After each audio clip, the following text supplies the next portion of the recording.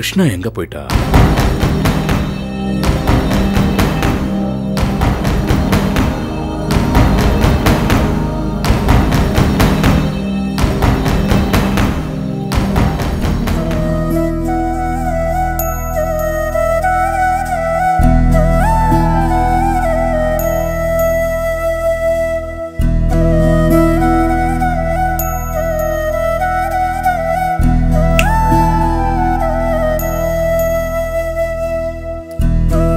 என்ன கிருஷ்ணா, தூக்கம் வரலையா? இங்க வந்து உட்கார்ந்திருக்க. எப்படிங்க என்னால தூங்க முடியும்?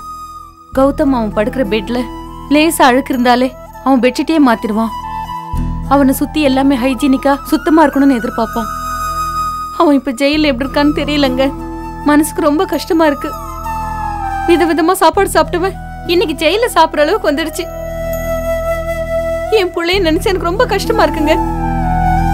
என்ன பண்றது கிருஷ்ணா, தலைவிதி அப்படி இருக்கு. இந்த மாதிரி கஷ்டமெல்லாம் நேரம் சரியில்லாம இருக்கிறப்ப வரதான் செய்யும். தப்பு பண்ணவங்க தண்டனை அனுபவிக்கலாம். எந்த தப்பும் பண்ணாம அவன் எதுக்கு கஷ்டப்படணும்? பாவம் கீதா எவ்வளவு ஆசையா கல்யாணம் நடக்க போற சந்தோஷத்துல கிளம்பி போனா. உயிரோடு திரும்பி வர முடியலையே. விதியை விட்டு தள்ளுங்க. இந்த கஷ்டத்துக்கெல்லாம் ஆரம்ப பிள்ளை எதுன்னு நினைச்சு பாக்குறப்போ எனக்கு ரொம்ப கோபமா வருது. தூக்கமே வர மாட்டேங்குது. கீதாவை எழுந்துட்டு அவங்க அம்மா படுற வேதனைய என்னால பார்க்கவே முடியலங்க. கீதா சாகிறதுக்கு முன்னால அவங்க அம்மா என்ன சொன்னாங்க தெரியுமா?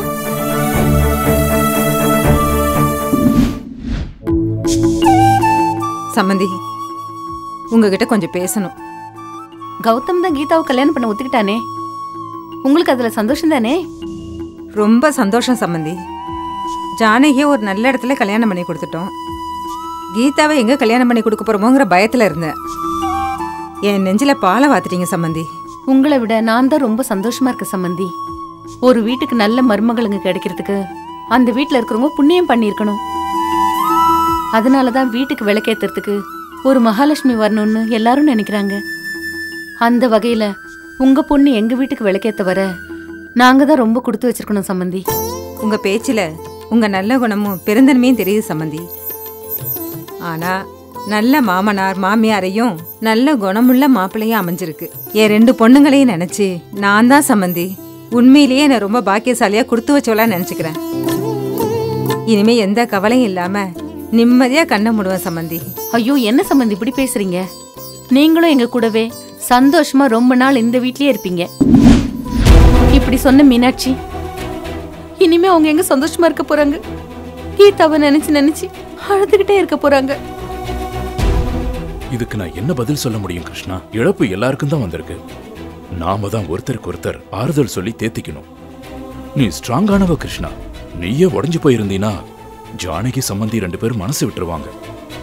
நான் சொல்றது உனக்கு புரியுதா? புரியுது. குறிப்பா ஜானகியோட அப்பா இறந்த பிறகு அவங்க 2 பொண்ணுங்க வாழ்க்கைக்காக தேறி வந்திருக்க மாட்டாங்களா? அவ்வளவு ஏன், உனக்கு உங்க அப்பா மேல எவ்வளவு உயிர். அவர் இறந்த பிறகு எனக்காகவும் நம்ம பிள்ளைங்களுக்காகவும் நீ மனச தேத்திக்கலையா? உன்னை வச்சுதானே கிருஷ்ணா இந்த வீடே இயங்குது. நீ ஸ்டடியார். கௌதமுக்கு ஜாமீன் வாங்க எல்லா முயற்சியும் எடுத்துட்டு இருக்கோம். அதுல உன் கவனத்தை செலுத்து. அத பத்தி யோசி கிருஷ்ணா. சரிங்க, நீங்க போய் தூங்குங்க. நான் கொஞ்ச நேரம் ரிலாக்ஸ் பண்ணிட்டு வரேன்.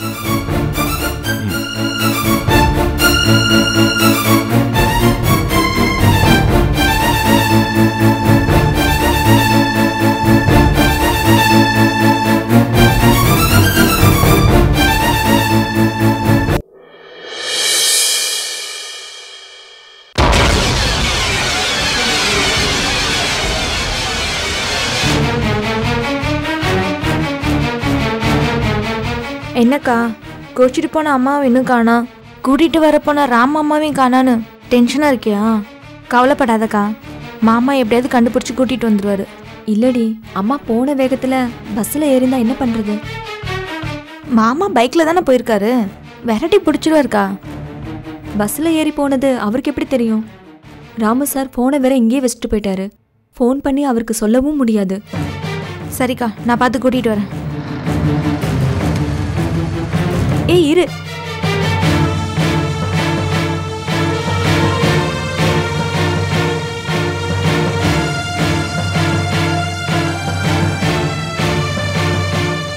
எங்க பார்த்து பிடிச்சிட்டு வரீங்க?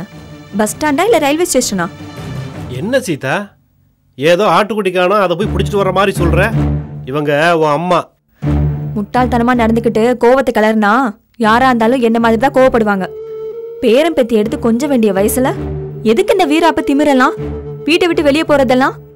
நான் ஒன்றும் சும்மா வீராப்பு காட்டல, பேரம்பேத்தி வேணும்னு தான் இப்படி பண்ண. நீங்க ஒழுங்கா பேரம்பேத்தியை பெத்து கொடுத்தா நான் ஏன் போறேன்? இப்ப மட்டும் எப்படிமா வந்த? நீ முறுக்கிட்டு போயிட்டு வர்றதுக்குள்ள எல்லாம் நடந்துரும், பேரம்பேத்தி வந்துரும் நினைச்சியா? அம்மா எப்படிம்மா உன் கோவம் தணிஞ்சது? சீதா, அக்கா ஒன்றும் ஈஸியா திரும்பி வரல. அப்புறம் அது நான் சத்தியம் பண்ணி கொடுத்துட்டேன் சீதா. சத்தியம் பண்ணீங்களா? நீங்க எதுக்கு சத்தியம் பண்ணீங்க? நான் குழந்தை பெத்து தர்றேன்க்கா அப்படின்னு சத்தியம் பண்ணிட்டேன் சீதா. பரவாயில்லையே, ஆம்பளை மட்டுமே குழந்தை பெத்து கொடுக்குற அதிசயம் இந்த உலகத்துல நடந்துரும் போல இருக்கு. பெத்து கொடுங்க ராமு சார், தாராளமா பெத்து கொடுங்க. என்ன சீதா இப்படி சொல்ற? தம்பியே சத்தியம் பண்ணி கொடுத்துருச்சு, இனிமே கண்டிப்பா இந்த வீட்டுல குழந்தை சத்தம் கேட்கும். எனக்கு கவலையே இல்லை. என் பையன்தான் சீதாவுக்கு மகனா பிறக்க போறான். நீ என் கழுத்தே பிடிச்சு தள்ளினாலும் நான் போக மாட்டேன். அக்கா அம்மாவை பாரு, இதை சொல்றதுக்கு இப்படி வெக்கப்படுது. போங்கடி.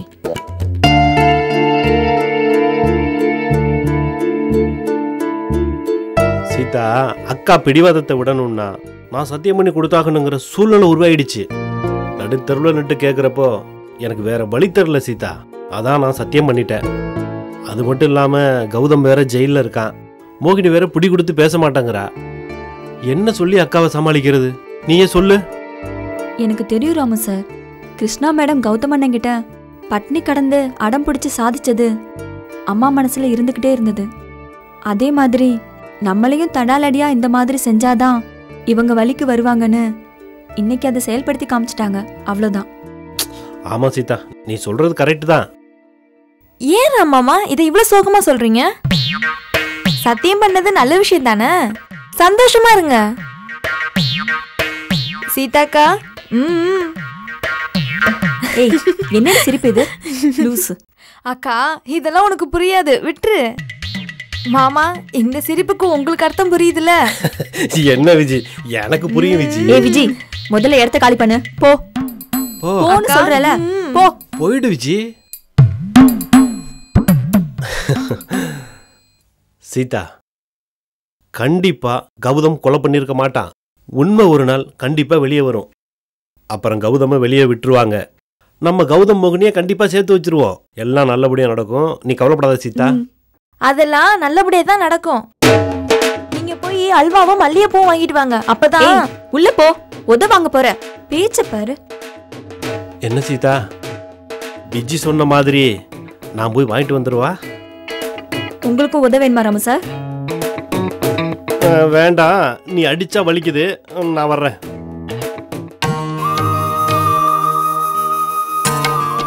கடவுளே, சீக்கிரமா கௌதம் அண்ணன் ஜெயில இருந்து வந்துடணும், மோகினி அண்ணி கூட சேரணும், அப்பதான் எங்களுக்கு நிம்மதி.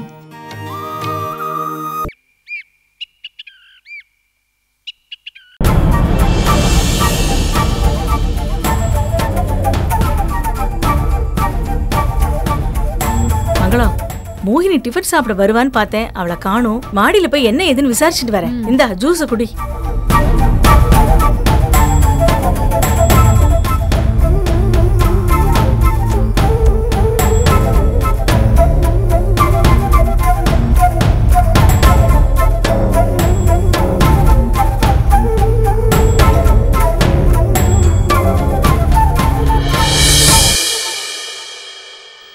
என்ன மோகினி, ஏதோ யோசனை பண்ணிட்டு இருக்க? டிஃபன் சாப்பிடவா? வேண்டத்த, பசிக்கல. இப்படி சொன்னா எப்படிமா? நேத்து ராத்திரி நீ சாப்பிடல, காத்தாலையும் சாப்பிடல, அப்புறம் உடம்பு என்னத்துக்கு ஆறுது? வா மோகினி வா. இல்லத்த, எனக்கு வேண்டாம், மனசு சரியில்லை. என்ன மோகினி இப்படி சொல்ற? கீதாவை கொலை பண்ணிட்டா, கௌதம் வேற ஜெயில இருக்கான். இந்த நேரத்துல நாம தைரியமா இருக்கணும். ஏன் மோகினி, நீ தானே கிஷோரை பெங்களூர்ல போய் வேலைக்கு சேருன்னு தைரியம் சொல்லி அனுப்பி வச்ச. நீ ஏன் இப்படி சோகமா உட்காந்துருந்த? இங்க பாரு, நீ நல்லா தெம்பா இருந்தா தானே கௌதம வெளியில கொண்டு வர முடியும். ராமு வேற இங்க வந்து மோகினி மனசு உடைஞ்சு போயிருக்கா, அவளை நீங்க பத்திரமா பாத்துக்கோங்கன்னு என்கிட்ட சொல்லிட்டு போயிருக்கான். நீ இப்படி பட்டினி கிடந்துட்டே இருந்தா எல்லா பிரச்சனையும் தீந்துருமா? மோகினி, நீ என் அம்மான்னு நினைக்கிறது உண்மையா இருந்தா எழுந்து சாப்பிடவா.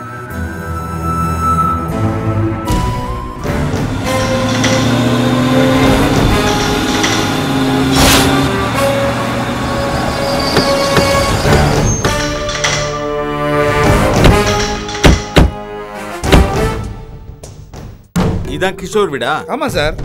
ஏகாம்பரம் சார், டிஸ்டர்ப் பண்ணாம நான் என்கொயரி பண்ற அழக மட்டும் பாரு. சார் நான் உங்க ரசிகன் சார். விசில் அடிக்காம வேடிக்கை மட்டும் பாக்குறேன் சார். Let's go. ஐயோ போலீஸ்! ஐயோ ஐயோ போலீஸ்! ஐயோ போலீஸ்! நான் ஐயோ போலீஸ் எல்லாம் இல்ல, ஆர்பை ஸ்டேஷனோட இன்ஸ்பெக்டர் பூங்குன்றன்.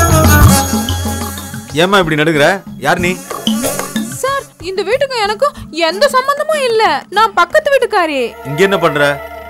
அட அவையல் சாப்பிடலான்னு ஆசையா வந்தேன். மாமி ஜூஸ கையில கொடுத்துட்டு மாடிக்கு போயிருக்காங்க சார். யோ 209 சார், மாடியில இருக்க மாமியை கூப்பிடு. Yes sir.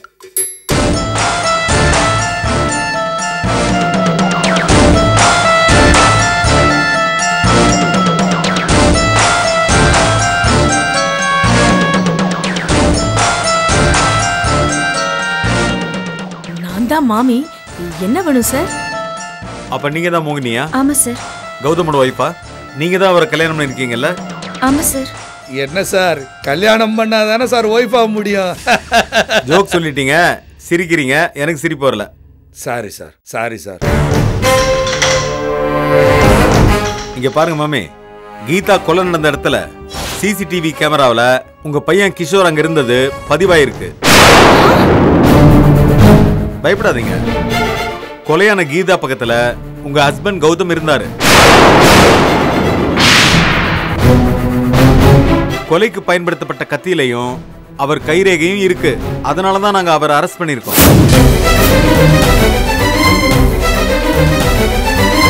ஆனா அதோட எங்க கடமை இன்னும் முடியல. கொலை நடந்த இடத்துல இருந்த எல்லா நபர்களையும் நாங்க என்கொயரி பண்ணி தான் ஆகணும். உங்க பையன் அங்க இருந்ததுனால சில கேள்விகள் கேட்க வேண்டியிருக்கு. எங்க உங்க பையன்? என் பையன் இங்க இல்ல, பெங்களூர்ல இருக்கான்.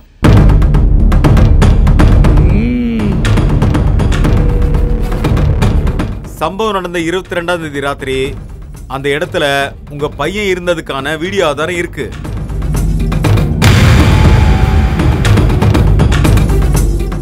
இத பாருங்க.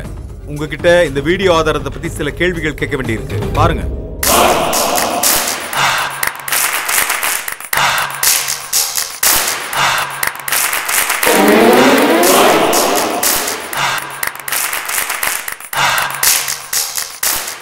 என்ன இது? கிஷோர் அங்க இருந்தது நம்ம கிட்ட சொல்லவே இல்ல. உங்ககிட்ட சொல்லியா? அதெல்லாம் அப்புறம் பேசிங்க.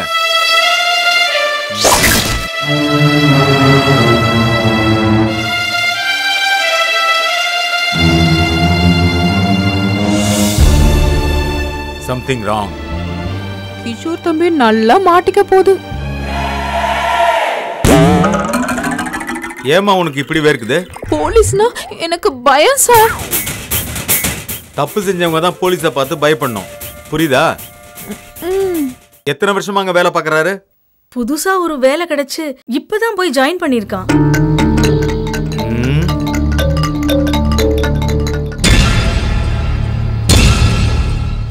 உங்க வீட்டை கொஞ்சம் செக் பண்ணுமே. எதுக்கு சார்? அப்படின்னா கிஷோர் சந்தேகப்படுறீங்களா? அப்படி இல்ல. உங்க ஓரகத்தி ஜானகி, அவங்க தங்கச்சி கீதா ரெண்டு பேரும் கோயில்ல சாமி கும்பிட்டு இருக்கும்போது உங்க பையன் கிஷோர் போய் சண்டை போட்டிருக்காரு. அதுவும் சிசிடிவில ரெக்கார்ட் ஆயிருக்கு. இது ரயில்வே ஸ்டேஷன்ல ஒருத்தன் குண்டு வச்சுட்டு ஓடுனதை காமிச்சதே அது மாதிரி இல்ல. அந்த கேமராவில் ஜானகி கீதாவோட கிஷோர் சண்டை போட்டது தெளிவா பதிவாயிருக்கு. கடவுளே, கிஷோர் எந்த தப்பும் பண்ணிருக்க கூடாது. கௌதம் கீதாவை கல்யாணம் பண்ணிக்க நான் விட மாட்டேமா. கீதாவை என்ன பண்ணணும்னு எனக்கு தெரியுமா. அவ கௌதம கல்யாணம் பண்ண மாட்டா. கௌதமையும் மோகினியும் சேர்த்து வைக்கிறது தான் என்னுடைய நோக்கமே. என்ன மாமி, நாங்க ரூமை செக் பண்ணலாமா? கிஷோர் ரூம் எங்க இருக்கு? இதுதான் அவனோட ரூம்.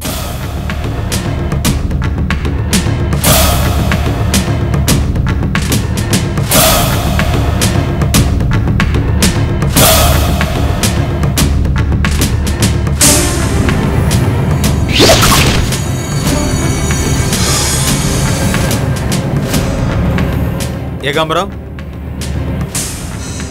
சார், சந்தேகப்படுற மாதிரி ஒண்ணுமே இல்லையே சார். அது இல்லையா, கொலை நடந்த இடத்துல கொலைகாரன் கத்தியால குத்திருப்பான் இல்லையா? அப்ப என்ன ஆகும்? கத்தியால குத்துனா என்ன ஆகும் சார்? ரத்தம் வரும் சார். கத்தியால குத்துனா ரத்தம் தான் ஏன் வரும்? நல்ல கண்டுபிடிப்பு. நீ ஒரு ஹெட் கான்ஸ்டபிளா இல்ல, அதான் உனக்கு மூளை இப்படி வேலை செய்யுது. சாரி சார், உணர்ச்சி வசப்பட்டு பேசிட்டேன் சார். அது இல்லையா, கொலை கேஸ் எல்லாம் உணர்வு பூர்வமா ஸ்டெப் பை ஸ்டெப்பா தான் அணுகணும். ரத்தம் வருங்கிறது ஃபர்ஸ்ட் ஸ்டெப்பு. அந்த ரத்தம் கொலையாளி மேல தெளிக்குங்கிறது அடுத்த ஸ்டெப்பு. கொலை நடந்த அன்னைக்கு மழை பெஞ்சிருக்குது, கொலையாளி ரெயின் கோட் போட்டு இருந்திருக்கான். அது சிசிடிவி கேமராவில் பதிவாயிருக்கு. Sir super sir. சரி, ரெயின் கோட்டு பாத்ரூம்ல இருக்கான்னு பாருங்க. சார், ரெயின் கோட் போய் பாத்ரூம்ல என்ன Do what I say. Yes sir. இது அடுத்த ஸ்டெப்பு. கொலை நடந்த அன்னைக்கு மழை பெஞ்சிருக்குது, கொலையாளி ரெயின் கோட் போட்டு இருந்திருக்கான். அது சிசிடிவி கேமராவில் பதிவாயிருக்கு. Sir super sir. சரி, ரெயின் கோட்டு பாத்ரூம்ல இருக்கான்னு பாருங்க. சார், ரெயின் கோட் போய் பாத்ரூம்ல என்ன Do what I say. Yes sir.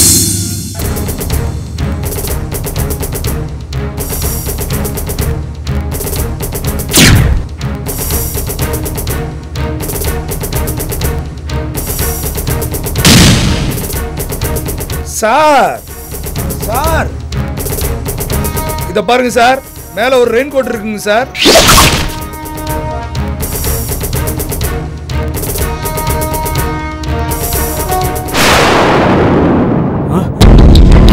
Sir, blood sir.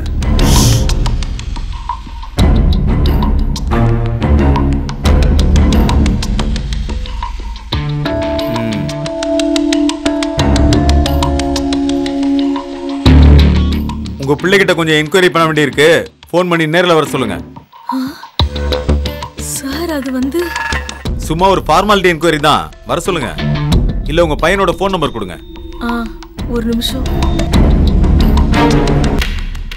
இந்தாங்க, இது அவன் டான்ஸ் ஸ்கூல் நடத்தும் போது போட்ட விசிட்டிங் கார்டு. என் பையனை பத்தி எல்லாரும் நன்னா தான் சொல்லுவா, நீங்க வேணா விசாரிச்சு பாருங்க. அப்படியா? சரிம்மா. அந்த ரெயின் கோட் எதுக்கு சார் எடுத்துட்டு போறீங்க? மழை வந்தா நாங்க போட்டுக்குவோம். என்ன ஏட்டையா? ஆமா சார், சூப்பர் சார். சும்மா ஒரு ஐடென்டிஃபிகேஷன் தான், டோன்ட் வரி.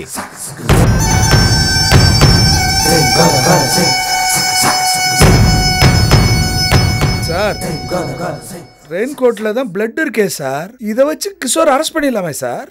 ரெயின் கோட்ல இருக்கிற பிளட்டை டெஸ்ட் காமிச்சு ரிப்போர்ட் வாங்க வேணாமா? எதையும் அவசரப்பட்டு செய்யக்கூடாதுயா, டெக்னிக்கலா ஹேண்டில் பண்ணும். இல்லனா அந்த கொலைகாரன் எஸ்கேப் ஆயிடுவான். Correct sir.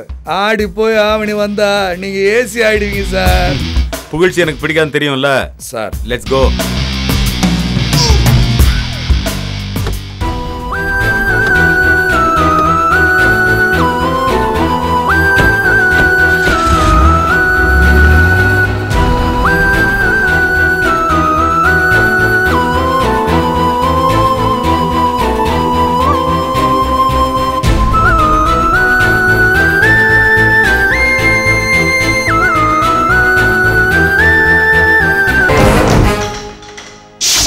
கீதாவை கல்யாணம் பண்ணிட்டா அப்புறம் மோகினியோட நிலைமை என்ன ஆகுறது? கீதாலாம் கௌதம் கல்யாணம் பண்ண முடியாது. நான் அவளை நேர்ல பார்த்து திருச்சிக்கு ஓடிடு, இல்லனா உன் கதி அதோ கதி தான் சொல்லிட்டு வந்திருக்கேன். கீதா கொலை நடந்த இடத்துல சிசிடிவி கேமராவில் உங்க பையன் கிஷோர் அங்க இருந்தது பதிவாயிருக்கு. கிஷோர் தம்பி மாட்ட போகுது. இவங்க கமுக்கமா போறத பார்த்தா கிஷோர் தம்பி கையில காப்பு போடாம விட மாட்டாங்க போல இருக்கு.